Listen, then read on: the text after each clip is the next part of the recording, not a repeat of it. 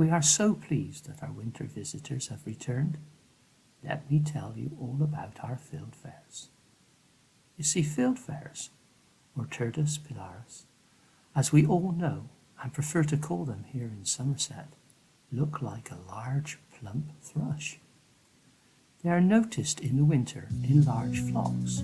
They stick together and often in the company of redwings that look very much alike. The male and female fieldfare actually look very similar, having a blue-grey head and a chestnut back. The breast and flanks are washed with orange, yellow and heavily spotted, while the rest of their underparts are whitish in colour. They are 22 to 27 centimetres long, weigh approximately 100 grams and have a wingspan of 40 centimetres.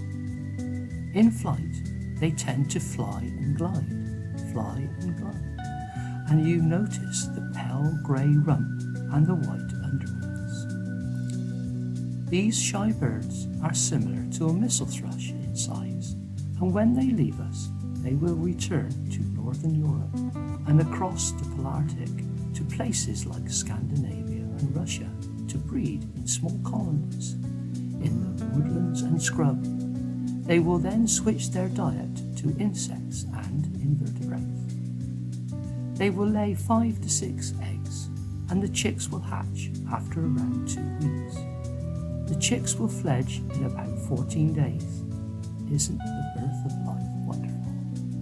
They are noisy little toads and chatter to one another all the time.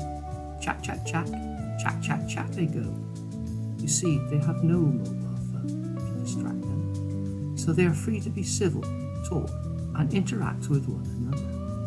Just listen to them now.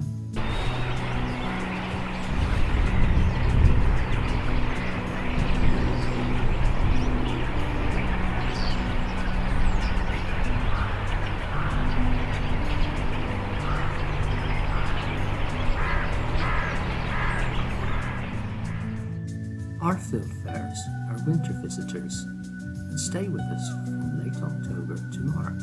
The numbers vary from year to year and is probably dependent on the abundance of apples that are left on the ground following our harvest. I suspect there are advanced parties that carry out reconnaissance sorties and report back without the use of social media. How do they manage that? Probably like we did in the 60s. They are nomadic birds. We probably have at least 800 that stay here during the winter months, and as far as we are concerned, they are most welcome, as they bring joy and happiness to us in this rather worrying country which we have become. The experts believe that in excess of 1 million Fieldfares join us in England during the winter, so it can't be all bad here, can it? So, how do the Fieldfares know when to migrate?